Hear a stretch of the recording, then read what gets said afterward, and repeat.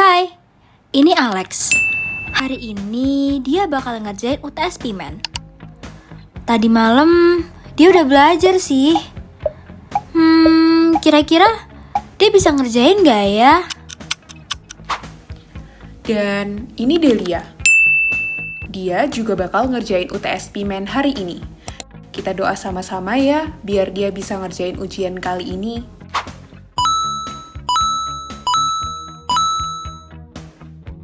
Loh, dia yakin udah selesai? Gila, cepet banget ya. Dia pasti inget tuh semua materi yang udah dia pelajarin dari tadi malam. Kok bisa gitu ya?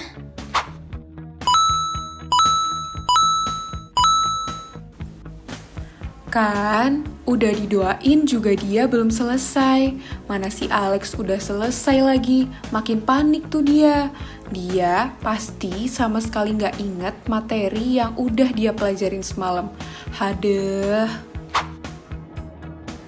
Kalian mau tau gak sih gimana caranya aku bisa ngerjain UTS Pimen segampang itu? Tenang aja, no fake, no hoax, aku bakal kasih tau kalian. Simak tips-tips berikut ini ya.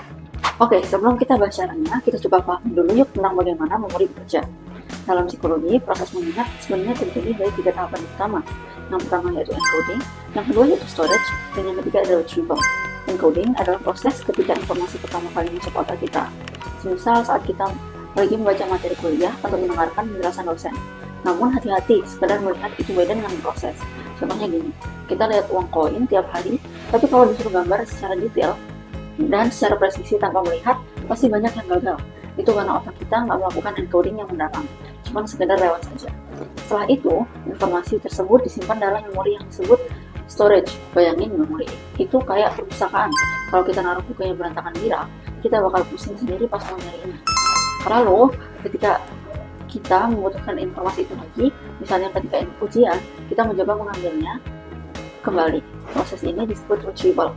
Nah, kadang kita tuh merasa udah belajar lama banget, tapi waktu ujian malah ngeblank. Itu bisa terjadi karena informasi yang kita pelajari tidak tersimpan dengan cukup kuat atau memang sulit diingat kembali. Biar nggak gampang ngeblank, kalian bisa pakai tips self-reference effect. Intinya, kita bakal lebih gampang ingat sesuatu kalau informasi itu dihubungkan langsung sama diri kita sendiri. Lalu pas kita belajar, coba cari kemiripan materi itu sama pengalaman diri sendiri. Karena informasi jadi terasa lebih personal dan punya arti buat otak kalian. Otak bakal menganggap itu penting dan menyimpannya jauh lebih kuat daripada sekedar hafalan biasa. Nah, karena itulah kita itu butuh strategi supaya informasi yang kita pelajari jadi lebih mudah diingat. Besok ada kuis jawabnya lagi. Udah 3 malam berturut-turut aku belajar, tapi materi yang masuk baru seperempat. Padahal aku udah nyobain teknik-teknik di TikTok kayak Pomodoro, blurting method, dan mind map, tapi nggak ada satupun yang cocok buat ngafalin materi yang semenung ini. Jujur khawatir banget sih sama nasib kuisku besok. Apa aku coba metode lain aja ya?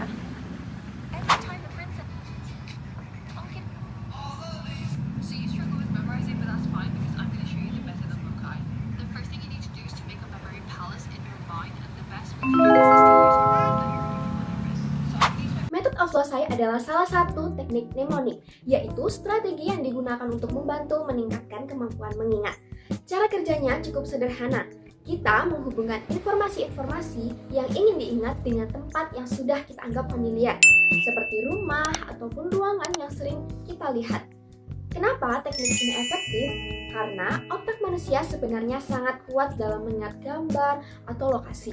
Dalam method of Losai, kita membayangkan sebuah tempat yang kita kenal dengan baik, misalnya rumah kita sendiri. Lalu setiap lokasi di rumah kita isi dengan informasi-informasi yang ingin kita ingat.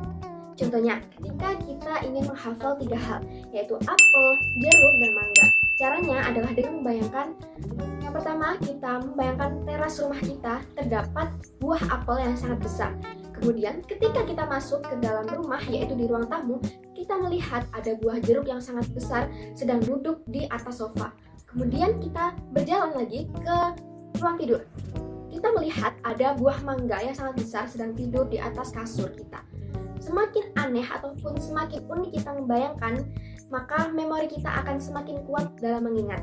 Jadi, ketika kita ingin mengingat lagi 3 informasi yang tadi, kita bisa mengingatnya lewat lokasi-lokasi yang sudah pernah kita imajinasikan atau bayangkan. Nah, supaya lebih paham bagaimana teknik ini bekerja, coba bayangkan rumah adalah memory place, sebuah tempat imajiner untuk kita menyimpan informasi. Ketika masuk dari pintu rumah, kita membayangkan tangan yang menyentuh sesuatu. Ini melambangkan reseptor sensorik, yaitu tempat rangsangan pertama kali diterima. Kemudian masuk ke ruangan berikutnya yang melambangkan spinal cord, yaitu jalur yang membawa informasi menuju otak. Setelah itu, informasi akan diteruskan ke talamus yang berfungsi sebagai pusat penghubung berbagai sinyal sensorik. Lalu, informasi diproses di korteks sensorik, yaitu bagian otak yang membantu kita menyadari sensasi yang kita rasakan.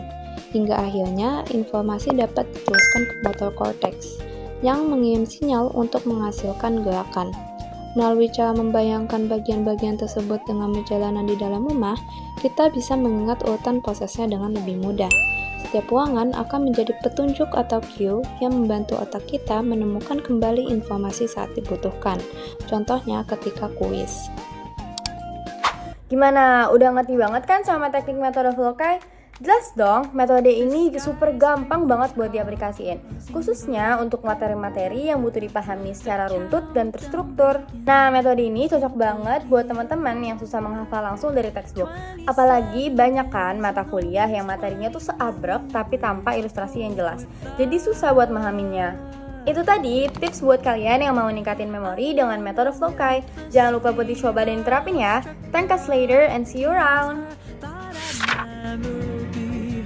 Quite the job you've done on me, sir. You've been hosting parties. In my mind, I'm working overtime to have you in my world. Oh, what a curse it is to be a lover girl.